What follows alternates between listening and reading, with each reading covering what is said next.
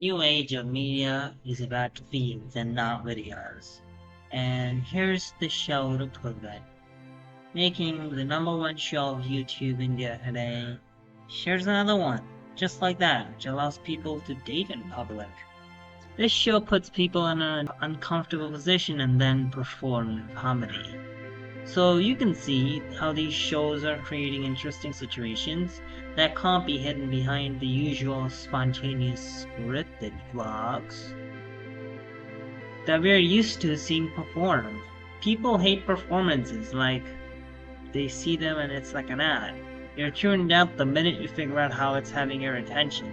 In this video, I'll show you my path of having created my own show, Meme Minds, and how I plan to take you on a journey conquering as many feats as possible with the tasteful time that you wouldn't regret. So if you're someone who really cares about attention, fine-tuning your taste buds, figuring out the underlying psychology, keep watching. The rest of you should keep scrolling. I'll show you examples as to how I've analyzed very popular shows by specifically magnifying specific segments and how they're built. All media news is about the same pattern that don't last long. Having a point of view and in the extremes and to grab hold of emotions, create addictive scripts to attack the other troop for having that point of view. Of course, you get more sophisticated as you realize people become more self-aware and balanced. But our need for drama due to our lack of immersion is very underrated, and that's what usually sells. Art or even business is done when we can depict pain with ease, and it's an appreciation on how life is. Marketing in business is really to describe the pain in a way that the target audience feels we know more than they do. Art is just giving it wings to describe life without falling into the problematic biases that we're used to in media. While the middle ground is where people seem to enjoy their usual hits to pique what's inside someone's mind, I'll also make it pretty classy, like having an interesting scoring system, or asking two people to be on a date in front of a live audience and do some stand-up comedy, or having the audience guess who the guest is, while the host and guest only speak through memes, but more on that later. Given the signal of these two shows' responses, I think the audience is ready to receive content. Are people are put in interesting situations, or they can't script their way out of a video, and having a refined taste, where you know exactly what you would be looking for before you enter any social media feed, is a good way to have fun and also not regret. Since we have discussed how the formats shows are made and the insights behind them, let's find a way to measure one of these shows with metrics that you define how someone is filling the gap in your head. Here's the scene from the very famous show that he hosts. Unmine. Master of sarcastic humor with precise, impactful lines. He's often known for callbacks, understanding delivery for maximum effect. Sharp one-liners is what we're gonna expect, callbacks and tying things together which are disparate parts of the show to enhance that depth. Sridhar, this guy is new. He offers dry but often thoughtful observations that provided a grounded perspective while still being very clever. He's bad, but this is Bal Kalakar. It's meme, na? It's not the dad, it's the kid cooking. Oh, that's a good one. That's a good one. That's a good one. Sticks and stones, love. But what we're expecting is wordplay, cultural references, or matter commentary. Delivery is slow, deliberate, and adding common tension. He's not the risky type. Hulu and Kaustubh are the wild cards here, thriving on risk-taking humor that enhances or escalates the absurdity in situations. We can expect unpredictable lines that amplify the comedy, that steer them into unexpected territory, which is what we should do. It's like a guy who's blind, who's speaking words for other people, and making sense of the world. Rohan's incredibly good at weaving previous jokes into the current moment, making humor feel very cohesive. Witty remarks that bridges scenes, kind of like Thunder. Smart callbacks and lines that elevate humor through continuity. Relatable humor that connects with the audience, often followed by an out-of-left-field quip that surprises everyone. This is what she's been known for, Shrija. Grounded reactions to the chaos balanced with sharp and unexpected humor. Now, we're gonna go into one of the scenes where these people are reacting to one of the memes.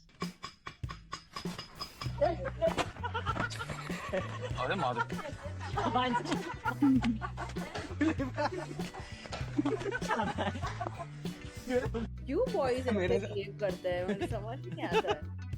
Well, as she says, why do boys behave like this? A relatable, grounding reaction on a sharp quip. The delivery aligns perfectly with her empathic humor, connecting to the audience's likely reaction while providing a setup for further commentary. Raul Dua, obviously, continuing that dry situational humor, very observational. He responds with a low-key humorous line that contrasts the absurdity to create comedic balance. Kashmir vasectomy hospital off to nice start.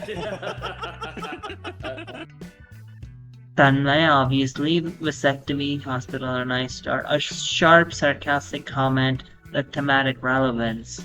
Again, callbacks. Tanmay hitting the nail perfectly, as expected.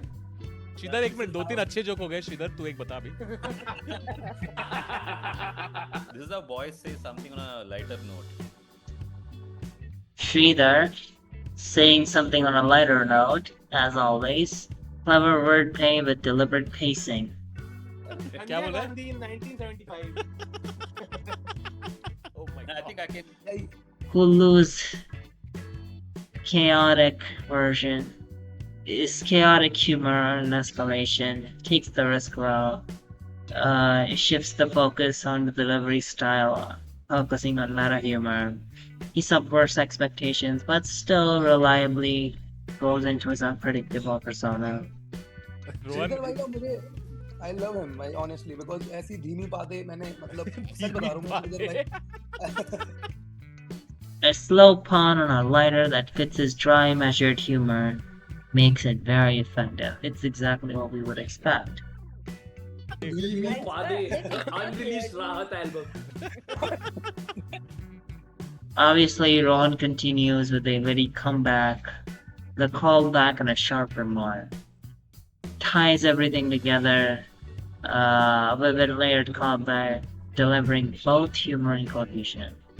नहीं मतलब clearly इसमें catch में कौन से subject में इसका highest आएंगे वो दिख जाता है थोड़ा. And then obviously Shrija regulates this whole thing with relatable commentary and an observation, adding logical absurd twist by redirecting its focus back to the firecracker guy. धीमी पादों के लिए एक popcorn for you Kaustubh. That was very good.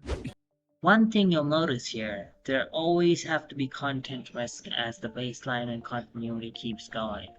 So different people come with different points of view, and then each of them harmonize into one central thing. Each of these people were able to showcase their chemistry really, really well.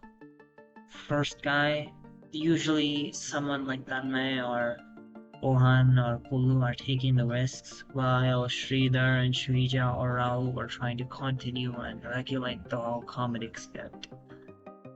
This is mostly what content is. Someone takes the risk, the other regulates.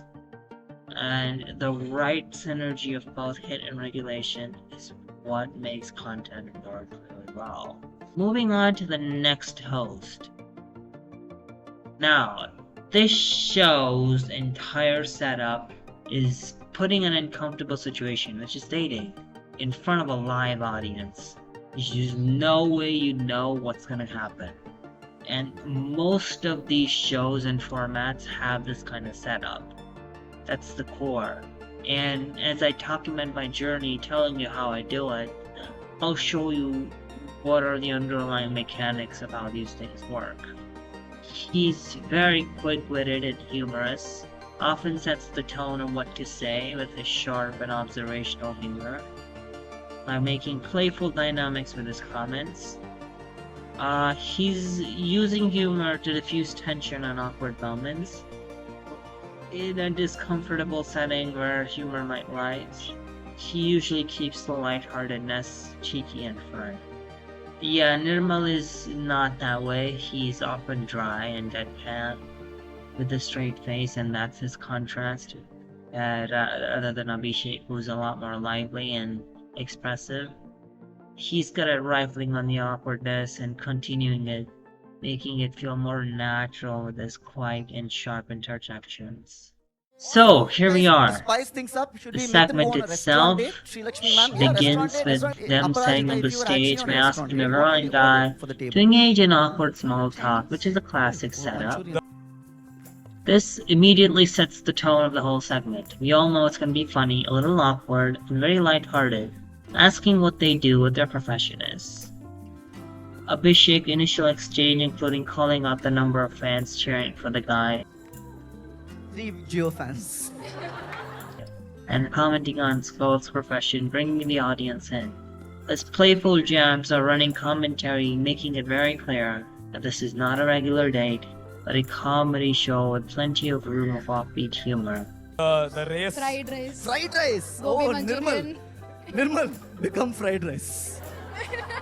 give me the perfect fried rice personification. I'm in the box sizzling. And this is where people make this very comfortable. He's making sure the risk is still there and people like the risk, and the comedian is doing the job of taking risks but also making sure it's comfortable. The escalation begins in the middle where he talks about hobbies. What are your hobbies? Like I like to play football. I like to go to gym, and I also like to watch anime. We guys keep adding humor to prevent the awkwardness from derailing the segment. Chemistry, no? Yeah. Wow, I'm feeling it from I'm here sweating itself. from the sexual tension. I feel like I'm watching some 50 Shades of Grey. Yeah. Only 50 shades are missing. Path பேசுங்க boys. உங்க அம்மா இருக்காங்கல்ல? Sorry. Good afternoon, ma'am. For example, Nirmal's third grade comments. Third standard where everybody's introducing skill. நான் dance ஆடுவேன், நான் karate பண்ணுவேன். His cheeky sexual tension, which is like, you can see how it's gotten sour, and then immediately he adds the humor, making it to some relatable thing or some. It's 50 Cent, yeah, but comparing it to something else. A running joke of Abhishek suggesting languages, then pivoting to the guy struggling with his bold move. The bold பண்ணுமா? Okay. கொஞ்சம் bold up. பண்ணலாம். Much I never say this on a date ever. Especially I can't imagine him going on a date and be like, கொஞ்சம் bold ஆகிட்டேன் bro. Especially with a mother watching from Yeah. there. எல்லாம் ஆட்டி அப்படி. Macha, first. Macha, usually score the black coin, then go for the red one. Okay, one step at a time. Yeah, he's hitting on your mom before you. Yeah. Go on. You're doing a great job. You can work on it. The comedians regularly engage with the live audience, asking the mother what she thinks. Very important. Yeah, this is another ingredient they're going with, like to keep the engagement going. The audience is an integral part, as their reactions to the comments and the awkward tension adds another layer to the amusement. The big payoff, which is what, the guy performs his bold move, as he said. Like to dance, right? Bold now. You like to dance, right? I am getting excited. Yeah. Vara. Come on, Mike Tyson. Even I like to dance, and I also beatbox also, and I know how to play flute.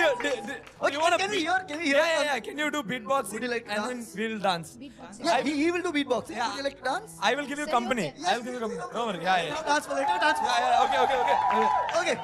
Okay, all of you, silence. We have a beatboxer in town who's gonna give. Did not make it as intense, but still be able to be palatable. I mean, if you're witty, you can call. If you're witty, that's great, but most people aren't that. Comedians playfully ramp up the movement with exaggerated excitement, and the entire scene feels like an absurdly funny concert on a date. The humor builds up, gradually making awkwardness feel more engaging. The moment where both comedians get up for rage quit. Give us a beat in 3, 2, 1, go. Simple beat. man. Beat the porra. Beat the beta. அவ்வளோ height பண்ணி கொடுக்குறேன்.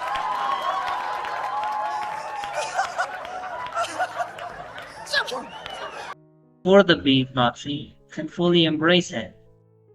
That's the moment right there. She's also getting ready to dance, okay? And then in like Hey, fried rice. Much on a day while man is giving us beats, man is giving us beats, man is giving us beats, beats by Dr. Dre. Fried rice, some dance I did this. Fried rice, some dance I did this. Fried rice, some dance I did this. Fried rice, some dance I did. Sri Lakshmi, man, daughter on a day. Sri Lakshmi, man, daughter on a day. The date ends with two participants agreeing to go on a real date.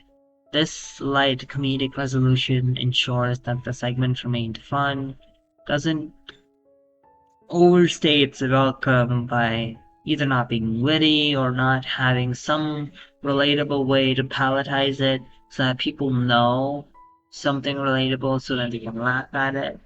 And that's usually the way that people make you laugh, is by comparing it and oh that's it, and then they get the laugh. Extend the delay spray to extend the date after the show. Round of applause for them. Let's go. You can take it.